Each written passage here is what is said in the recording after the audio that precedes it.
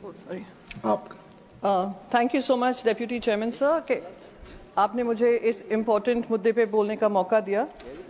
Sir ऐसी बहुत सारी बातें कही गई डिफ़ॉल्टर्स के बारे में, लोन राइट ऑफ के बारे में, बहुत सारी चीज़ें। मैंने सोचा कि मैं अपना पक्ष कुछ बातें रखूंगी क्योंकि ये जो बिल आया है अमेंडमेंट के माध्यम से आया है, इस भाव से आया है कि आम आदमी को किस तरीके से उनको और उनके बैंकिंग सिस्टम में सुरक्षा मिली जा सके, पर बनते बनते ऑन ग्राउंड ये सब खास आदमियों के लिए बन जाता है।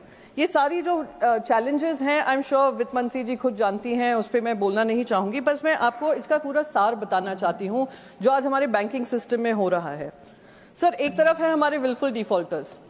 वो विलफुल डिफॉल्टर्स हैं, यानी पैसा है, पे कर सकते हैं, पर वो क्या करते हैं, पहली टिकट लेकर विदेशों में चले जाते हैं, वहां से अच्छे अच्छे अपनी फोटोज भेजते हैं। कुछ विलफुल डिफॉल्टर्स हैं जो कहते हैं हमने तो इंडियन सिटीजनशिप भी त्याग दी है, नए कंट्री के सिटीजन बन जाते हैं। फिर हमारा देश जागता है, हमारी सरकार जागती है, फिर उनकी सिटीजनशिप रद्द कराती है। दूसरी तरफ आम आदमी है, अगर वो एक लोन रीपेमेंट में थोड़ी देर कर दे तो कलेक्शन एजेंट्स उसके घर पहुंच जाते हैं, उनको डराते हैं, धमकाते हैं, तोड़फोड़ करते हैं और उनको प्रेशर डालते हैं कि वो पेमेंट करें। ये जो हमारे खास आदमी और आम आदमी की स्टोरी चल रही है सर, दूसरी तरफ लोन्स राइट ऑफ हो रहे हैं। कितने लोन्स राइट ऑफ हो रहे हैं उसका आंकड़ा आई एम श्योर वित्त मंत्री अच्छे से जानती हैं, मैं उसमें पढ़ना नहीं चाहूंगी, वो नाराज हो जाती हैं बार बार हम जब बोलते हैं, पर हैं राइट ऑफ हुए हैं। उन राइट ऑफ लोन्स का तरफ जो लेते हैं ये लोन्स और राइट ऑफ होते हैं उनके, वो एक अच्छी जिंदगी जी रहे हैं, सुकून की जिंदगी जी रहे हैं। ठीक है, उन पे जो केसेस हैं वो चल रहे हैं, पर उनका कुछ उनसे खींचा नहीं जाता है। दूसरी तरफ हमारा जो आम आदमी है वो गारंटी पे गारंटी दे देकर, डॉक्यूमेंट्स पे डॉक्यूमेंट्स दे देकर एक लोन पाने की कोशिश करता है। आप स्टूडेंट लोन देख लीजिए, आप एजुकेशन लोन की तरफ देख लीजिए, फार्म लोन की तरफ देख लीजिए, मैं उस पर जाना नहीं चाहूंगी, आंकड़े मैडम के पास होंगे ही।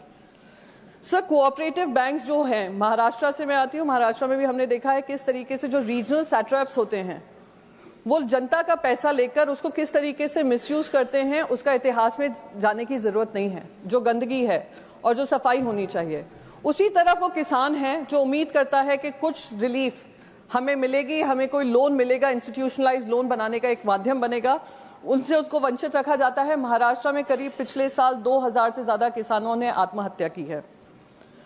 सर, जो अभी कुछ ही दिन पहले बजट जब पेश किया गया था, प्रधानमंत्री जी खुद क्रिएटर्स इकोनॉमी की बात करते हैं, कंटेंट इकोनॉमी की बात करते हैं, कॉन्सर्ट इकोनॉमी की बात करते हैं, और एक बहुत बड़ा एक कार्यक्रम होने जा रहा है इंफॉर्मेशन ब्रॉडकास्टिंग मिनिस्ट्री की तरफ से, वेव्स का मुंबई में ही होगा। तो एक तरफ हम इस इकोनॉमी की बात कर रहे हैं, हम फंड्स एलोकेट करते हैं, और दूसरी तरफ अगर कोई स्टैंड अप कॉमेडियन कोई जोक कर दे जो हमारे पावरफुल लोगों को पसंद नहीं है, उनका विषय पर, हाँ सर ठीक है मैं खत्म कर रही हूँ, उनका विषय पे ये फंड एलोकेट हुआ ना, पर वहीं इकोनॉमिक एक्टिविटी को तोड़ फोड़ कर उस पर बुलडोजर चला दिया जाता है। तो यही आज आम आदमी और खास आदमी का जो अमेंडमेंट्स हो, बैंकिंग लॉज हो, बैंक्स हो, उसका अंतर मैंने इसी साल में 3 मिनट में बताने की कोशिश की है। उम्मीद करती हूँ वित्त मंत्री इस पर जवाब। Thank you.